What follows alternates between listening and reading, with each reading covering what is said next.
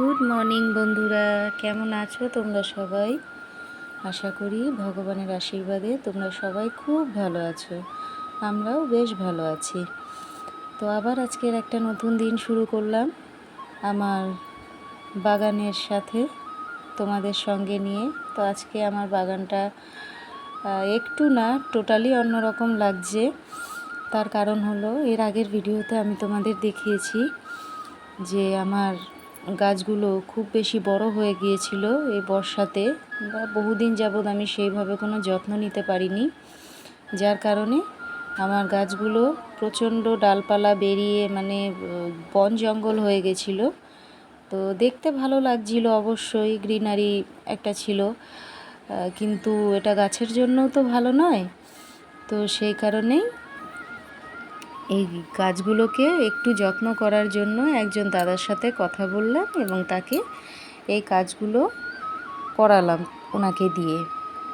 তো তারপর সকালে আমি বাগান ঘুরে আসার পর চলে এসেছি ঘরে, এসে বাসি কাজ সমস্ত সেরে ফেলবো। আজকে প্রচণ্ড রোদ উঠেছে, যদিও খুব ভালোই হয়েছে, কারণ গাছের কাজ করছে তোমরা হয়তো জানো যারা গাছ করো, যে যখনই গাছের কোনো কাজ করতে হয় বৃষ্টিটা না থাকাটাই ভালো, চাই সেটা খাবার দেওয়া হোক, গাছের গোড়া খোদাই করা হোক, যা খুশি হোক।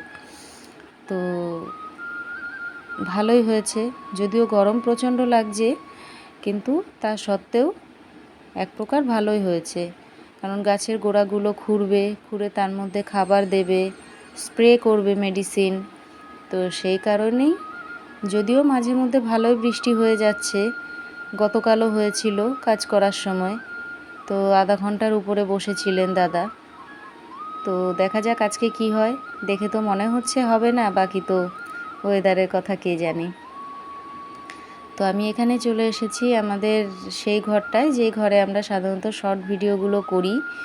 তো প্রত্যেক দিনই সমস্ত ঘরই আমি ঝাড়ু দিই, সব দেখানো হয় না। তো তারপর এসে গেছি আজকে সকালের টিফিন। দিদি বানিয়েছে সম্পূর্ণটাই পরোটা আর আলু দিয়ে ঢ্যাঁড়স দিয়ে একটা মাখা মাখা চচ্চড়ি। তো সকালের খাবারটা আমি খেয়ে নিচ্ছি। আমি গতকাল দিদিকে বলেছিলাম, দিদি কালকে তুমি টিফিনটা করবে। সব সময় আসলে কি জানো তো, নিজের রান্না না সব সময় ভালো লাগে না। তো তারপর আমি স্নান সেরে এলাম, এক বালতি কাঁচা ধোয়া ছিল, সেগুলো কেচে ধুয়ে এখন আমি নিয়ে যাচ্ছি ছাদে নিয়ে গিয়ে মেলে দেব, কারণ নিচে যেহেতু দাদা কাজ করছে, তো এতক্ষণে উনি এসে গেছে, কাজ শুরু করে দিয়েছে। তো সেই কারণে আমি নিচে মেলবো না, ওনার কাজ করতে অসুবিধা হবে, জল পড়বে, কাদা হয়ে যাবে। তো তার জন্য আমি ছাদে নিয়ে চলে এসেছি।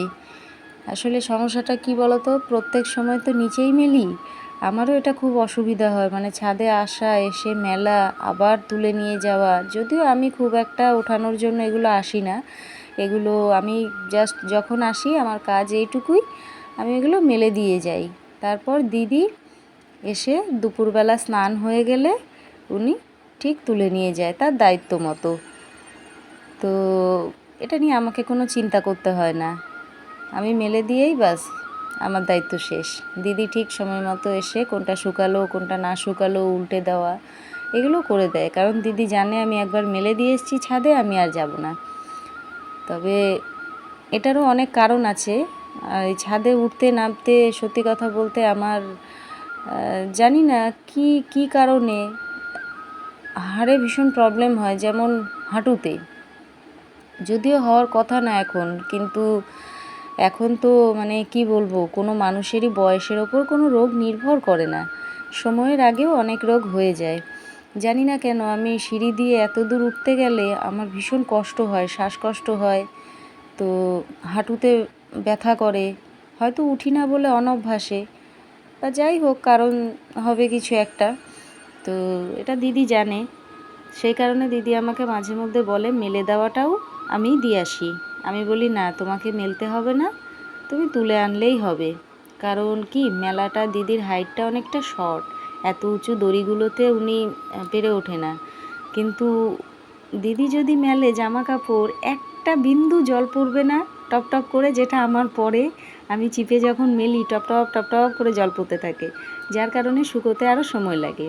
কিন্তু দিদি যখন মেলবে এই বয়সেও তার এত পারফেক্ট কাজ, মানে কি বলবো, কিছু ক্ষেত্রে মানে পারবো না আমি তার বরাবরি করতে।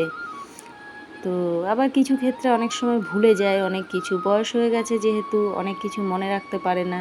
কোনো একটা কাজ বললে বা কিছু বললে দিদি এটা করে দাও, তৎক্ষণাৎ যদি না করে অন্য কিছুতে ঢুকে গেলে ভুলে যায়। যদি এই ভুলে যাওয়া ব্যাপারটা আমারও আছে, দিদির এত বয়স তার তো হবেই, আমার যদি এই বয়সেই হয়ে যায়।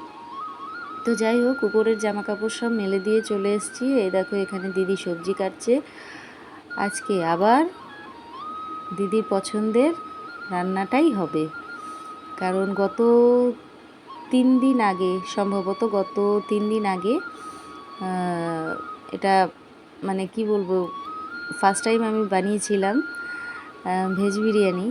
তো দিদির খুব পছন্দ হয়েছে, বাড়ির বাকি সবাইয়ের পছন্দ হয়েছে, আমার বড় মেয়ের একটু অপছন্দ, মানে অপছন্দ বলবো না, যেহেতু বিরিয়ানির মধ্যে চিকেনটা ছিল না এটাই ওর আপত্তি। তো খেয়েছে, না করেনি, কিন্তু দিদি বহুবার বলেছে আমি দারুণ খেলাম, আমার খুব ভালো লাগলো। তো আমি বুঝলাম যে তার ভালো লেগেছে, আবার করে দেব। তো আবার 2-3 দিন গ্যাপ দিয়ে আজকে বানাবো। তো এখানে দেখো আমাদের যে দাদা কাজ করছে, তার জন্য আমি তার সকালের টিফিনটা রেডি করে নিয়েছি। তার সকালের টিফিন বলতে লাল চা দেখলে, আর ব্রেড ছিল 2টো, কলা ছিল একটা, আর একটা লাড্ডু ছিল, ওই দিদি পুজো করেছিল, পুজোর প্রসাদ। তো যাই হোক, এটাই দিয়ে দেব। আমরা তো সকালে রুটি তরকারি খেয়েছি। এবার সত্যি কথা বলতে দাদাকে যেই টাইমে দেওয়া হয় রুটিটা দেওয়াটা আমার মনে হয় না ঠিক, কারণ মোটামুটি 11:30টা বেজে যায়। আর আমি তো জানি না উনি বাড়ি থেকে কি খেয়ে আসে, তাই আমি চেষ্টা করি একটু হালকা দেওয়ার। তারপর কয়েক ঘন্টা পরে দুপুরের খাবার দিতে হয়, মানুষের একটা খিদেরও ব্যাপার আছে, হয়তো আমি দেব, তার ভালো লাগবে না বা নাও করতে পারবে না। তো যাই হোক, তারপর আমি চলে এসেছি রান্নাঘরে। দেখো পনিরগুলোকে সাইজ মতো কেটে নেব, আর এদিকে আমি ভেজে নিয়েছি পেঁয়াজ, বেরেস্তাগুলো বানিয়ে নিয়েছি। এবার এই পনিরগুলো সুন্দরভাবে কেটে ভেজে নেব। তোমরা যারা এই ভেজ বিরিয়ানি কখনো বানাওনি অবশ্যই বানিও, কি সুস্বাদু খেতে আমি ভাষায় প্রকাশ করতে পারবো না। কারণ আমি ফার্স্ট টাইম এটা বানানোর পর আমার নিজের যতটা না পছন্দ হয়েছে, আমার পরিবার এত পছন্দ করেছে যে আমি সেকেন্ড টাইম বানাতে বাধ্য হলাম, তাও আবার 3 দিনের গ্যাপিংয়ে। মানে কি বলবো, আমার পরিবারের প্রত্যেকে এত পছন্দ করেছে, প্রত্যেকে। তো পরিবারের সদস্যরা যদি কোনো খাবার আমার হাতের খেয়ে খুশি হয়, সেখানে আমারও বানানোর উৎসাহটা বেড়ে যায়। এটা হয়তো তোমরা অনেকেই জানো। তো যাই হোক, চলো রান্নাটা সারি, সাথে থাকো, তোমরা দেখতে থাকো। তো এখানে দেখো একটা দুর্ঘটনা ঘটে গেছে, সেটা হলো আমি বিরিয়ানির যে ভাতগুলো বানিয়ে রেখেছি, রাখার পর দিদিকে বলেছিলাম দিদি একটু ঢাকনাটা সরিয়ে দিও। দিদি তাড়াহুড়োয় এদিক ওদিক করতে গিয়ে যে কি করে ফেলেছে, মানে কি বলবো, ঢাকনাটা সরায়নি হাঁড়ির, আর ভাতগুলো গায়ে গায়ে লেগে গেছে, প্রায় 20 মিনিট ধরে ওইভাবেই ছিল।